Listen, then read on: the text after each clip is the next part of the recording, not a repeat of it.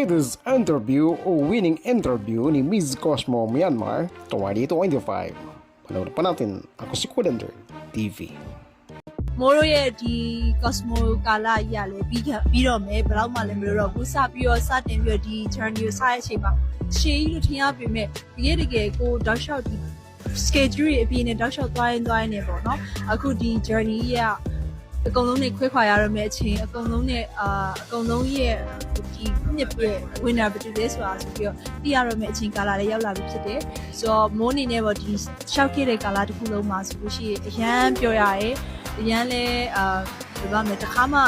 တွေ့ကြုံဒီအစ်စ်တွေပေါ့နော်အများကြီးတွေ့ရကြလေမိုးနေနဲ့တကယ်ကိုမှ